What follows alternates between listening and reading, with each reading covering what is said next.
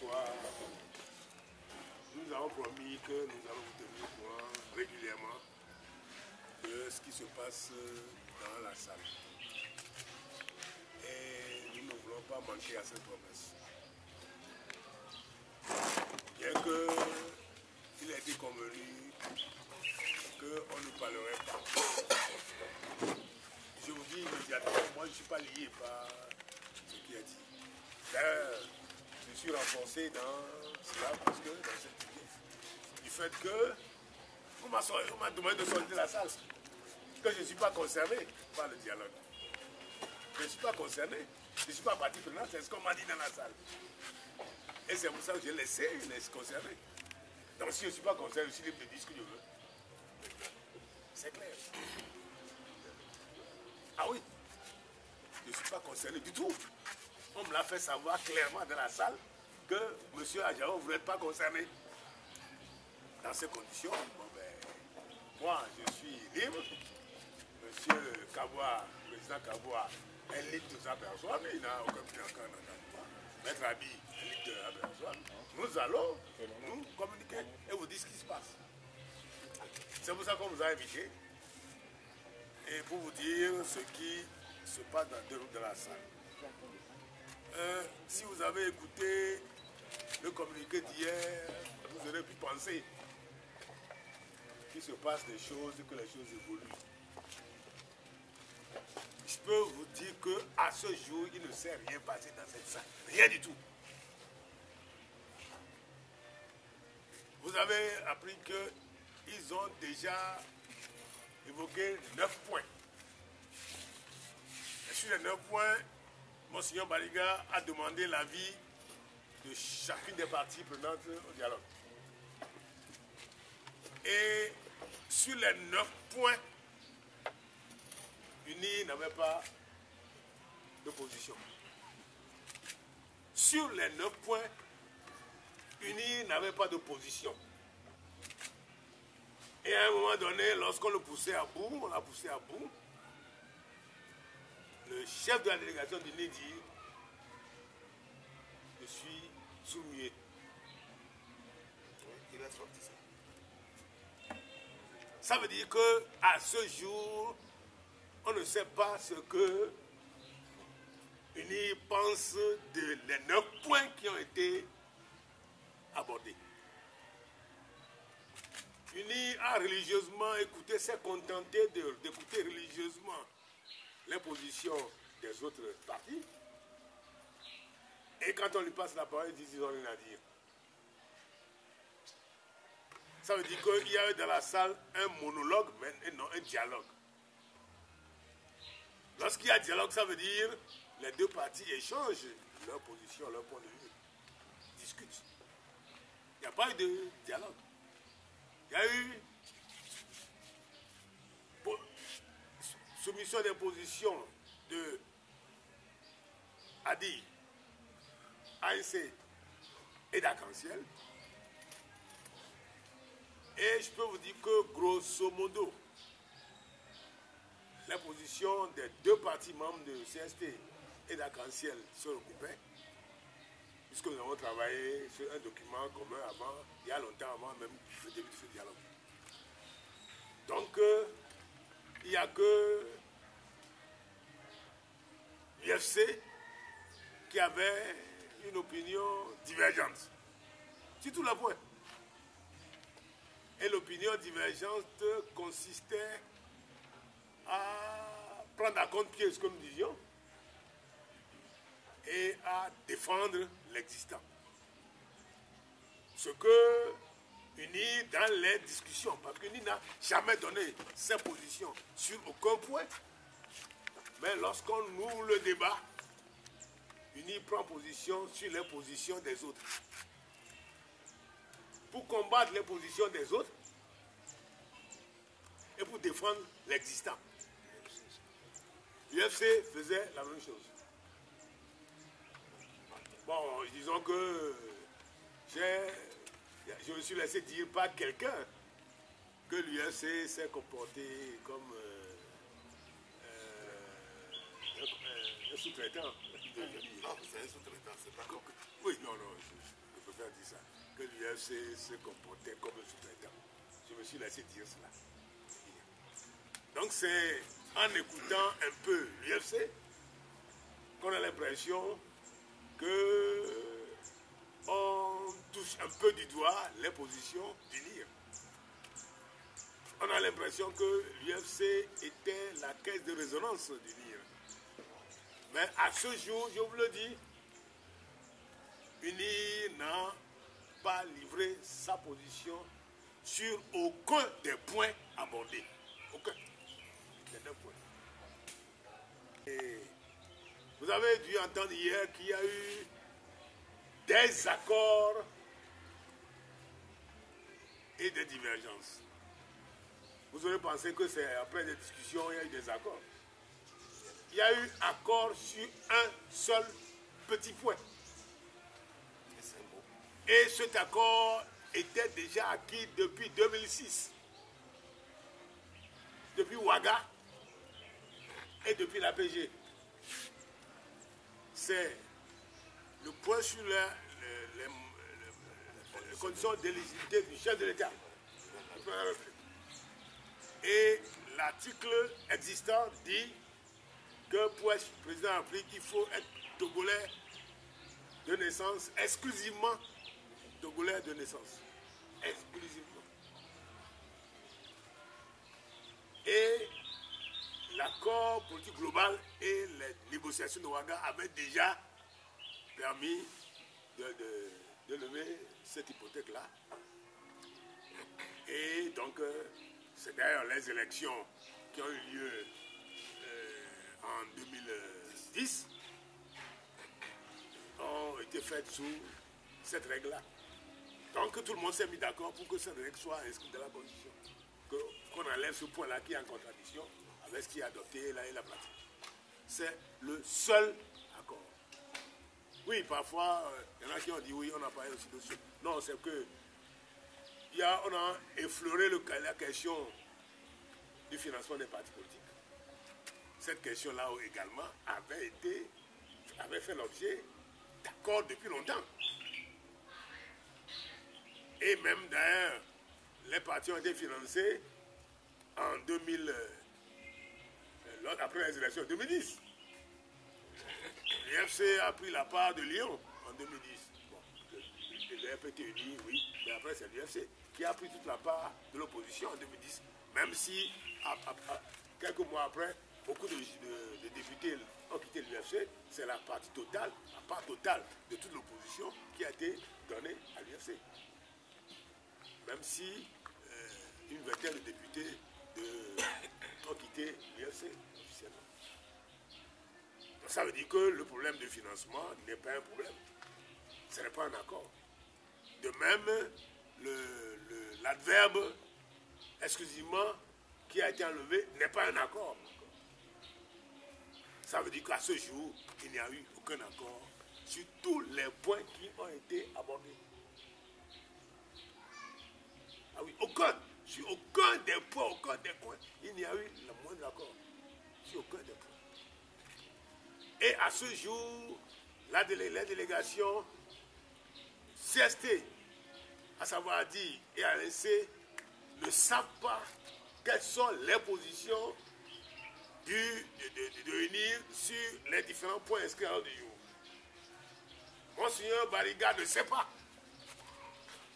quelles sont les positions du NIR sur les 9 points qui ont été abordés à ce jour. Et cette façon de se comporter est confortée par une phrase du ministre Bawa dans la salle. Lorsque la question de ma présence, de celle du professeur Olou, s'était posée dans la salle, et que les choses étaient bloquées, Bara a lancé, nous n'avons pas besoin de dialogue, c'est vous qui avez besoin de dialogue. Ça veut tout dire. Ça veut dire qu'on vient, moi si vous avez besoin de dialogue, on vient, on vous écoute. Point barre. Et on fait ce qu'on veut. On vous écoute.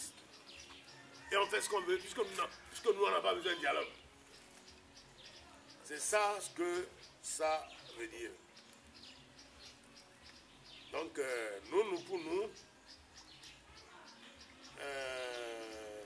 au CST, nous avions rêvé que ce dialogue serait le dernier dialogue qui allait permettre au Togo de se remettre à flot et de permettre un consensus national qui va permettre de mettre en place des institutions pérennes et fortes, comme le souhaiterait le président Barack Obama pour les pays d'Afrique.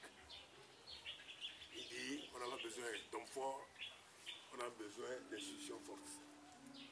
Nous avions pensé, nous avions rêvé, comme le pasteur Martin Luther King, que pour une fois, que pour cette fois-ci, les protagonistes allaient penser à l'intérêt du Togo, à l'intérêt national, à l'intérêt du peuple paysan qui croupit dans la misère dans son village et à proposer quelque chose qui puisse amener cette concorde et qu'on puisse commencer à développer notre pays. Parce que pour le moment, on ne développe pas notre pays. Et nous avions rêvé que, comme les autres pays de l'UEMOA et la plupart des pays de la CEDEAO, nous allions commencer à entrer dans l'ère de la démocratie, dans l'ère de la bonne gouvernance, dans une ère dans laquelle aucun chef d'État ne pourra plus avoir l'occasion de dire qu'il y a quelques individus qui s'accaparent les richesses nationales. Qu'aucun chef d'État ne pourra plus dire qu'il y a eu surfacturation sans sanctionner cette surfacturation. Qu'on est dans une ère dans laquelle on ne peut plus renvoyer les députés de l'Assemblée comme des mains propres. Qu'on rentre dans une ère dans laquelle on ne pourra plus brûler des marchés et mettre ces crimes-là sur le dos de personnes, de ses adversaires. Nous avions rêvé cela. Nous estimons qu'à ce jour, à moins qu'il y ait un miracle, parce qu'il reste 2 jours de dialogue, il reste 48 heures. Nous pouvons toujours rêver pour ces 2 jours-là. Nous souhaitons que ces 2 jours démontrent le contraire de ce que nous pensons. Nous sommes dans un pessimisme total. Nous pensons, nous estimons, nous espérons que les 2 jours qui vont venir et qu'avec l'aide de Monseigneur Bariga, le médiateur, on va proposer des solutions qui puissent régler ces problèmes-là. Et pour que, enfin, nous voyons le début du bout du tunnel. Nous l'espérons toujours. Mais si ce rêve-là, s'il est lié à la volonté d'une seule personne, parce que c'est ça, à la volonté d'un seul homme, et aux intérêts d'un seul homme, d'une seule personne, du chef d'État, qui est resté avec sa dynastie déjà au pouvoir pendant presque 50 ans. Et que ce n'est pas sa seule volonté que les choses sont dans cet état. Et si ça devait continuer ainsi, nous allons faire appel à la seule âme dont nous disposons, à savoir la voix du peuple. C'est le peuple. C'est tout. Le peuple étant souverain et la voix du peuple étant la voix de Dieu, nous allons demander au peuple de s'exprimer. C'est tout. À un moment donné, lorsque les hommes qui sont devant essayent de tout mettre en œuvre pour que les choses aillent dans un sens, et qu'en face, vous avez une mauvaise volonté manifeste et caractérisée, le seul recours, comme je le dis, c'est le dernier recours là, J'ai dit ce matin à certaines personnes, des partenaires extérieurs, que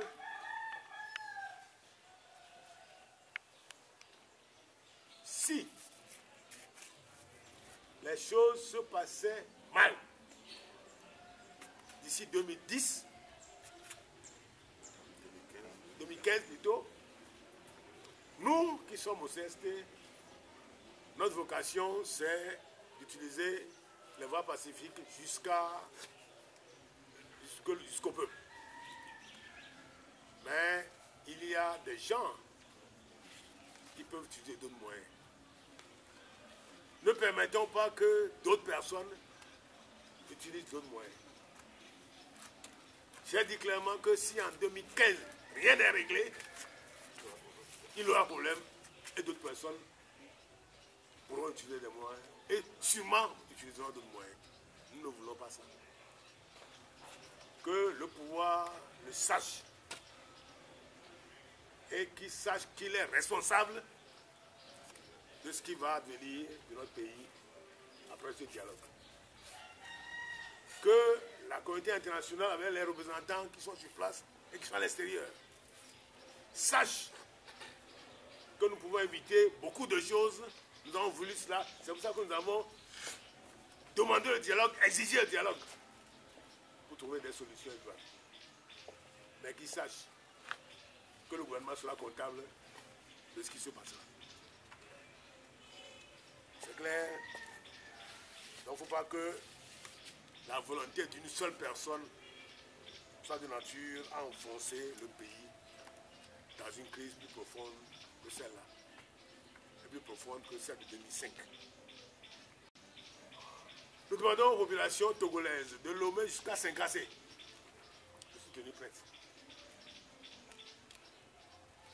Et que lorsque nous serons débordés et que nous n'en pourrions plus, qu'ils se soient prêts, que les populations soient prêtes à exprimer leur volonté et à se manifester. C'est pour ça que nous vous donnons la primeur de cette situation-là aujourd'hui, pour que vous puissiez, vous qui êtes les vecteurs de ce qui se dit, avant que nous n'en parlions aux populations samedi prochain à Kassi. C'est ce que je peux, c'est ce que je peux dire.